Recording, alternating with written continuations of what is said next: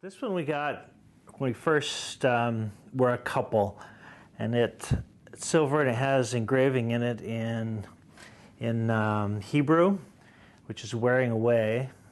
It's a scripture from Song of Solomon that says, "I am my beloved is mine."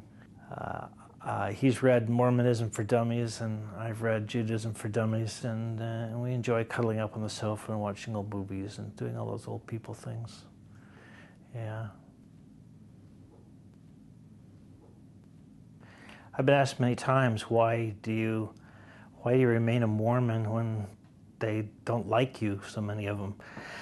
It's sort of in my DNA, and it formed everything growing up, how I looked at the world and my whole moral compass, how I viewed everything. It was like the sieve that I sifted everything through growing up. We do have gay members who are Mormons, and they take part and they hold positions in the church, and they do work and do their volunteer work. And as long as they can honestly tell their leaders that they are celibate, then there is no problem. I started getting these calls, and they were concerned and wanted me to avoid all this trouble of questions and just to resign my membership. That really isn't me, so I said no. I have a brother that says that. He says, you should be excommunicated.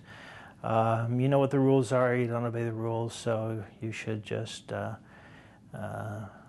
you should be out of here. The current stake president is the equivalent of like a Catholic bishop of Washington. He's over lots of congregations or parishes throughout the Washington area. And he was giving me a bad time in a meeting, and I said, you know, who are you to tell me that that my belief in God and the way I believe it is invalid? Would Jesus treat me this way? And he said, well, Jesus would not want you to be a member of his church. It's not a country club. It's like, oh, you're a member. No, we don't like you. You can go away. I can't just take my marbles and go home, you know. I don't like being the poster boy for anything. But at the same time, it is something I care very much about. It is the core of who I am. And it isn't something I easily want to give up. So I hope for their sake that they can see the need to keep loyal people who are different.